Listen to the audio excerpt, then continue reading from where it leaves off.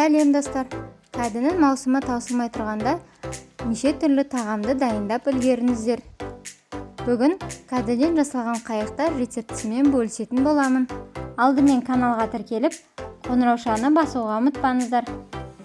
Ол үшін бізге бір кәді, бір пияз, 200 грамм ірімшік, орташа қызанақ, тұз, бұрыш және де 300 грамм тартылған ет қажет.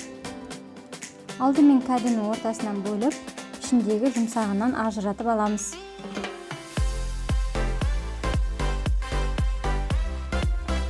Кәдінің жұмсағын төрт-төрт етіп ұсақтап турап дайындаймыз.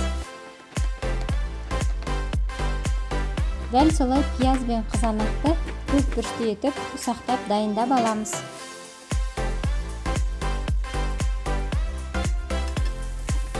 Қызып тұрған табаға 2 ас қасық сұйық май құйып, пиязымызды сарғайғанша қуырып аламыз.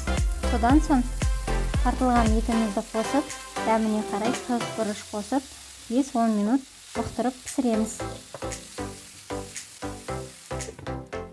10 минут уақытымыз өткен соң, үстіне жұмсақ кәдіні араластырып, оттың жылдамдығын орташа жылдамдыққа қойып, тағы да 10 минут суы сарқылғанша бұқтырамыз.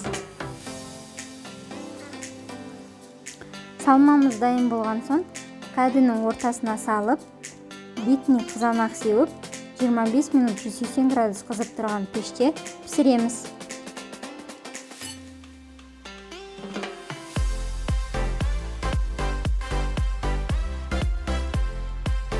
Минут уақытымыз өткен соң, үккіштен өткізілген ірімшікті кәдінің үстіне сеуіп, ірімшігіміз ерігенше тағы да 5-10 минут ыстық пеште ұстаймыз.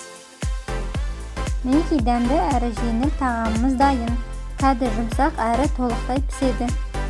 Диета ұстап жүрген жандарға керемет түскі ас немесе кешкі астың орнына пайдалансаңыздар болады. Аптаның әр сейсенбі және бейсенбі күндері жаңа видео рецепттер күтіңіздер. Сіздермен болған Асылжан, астарыңыз дәмді болсын.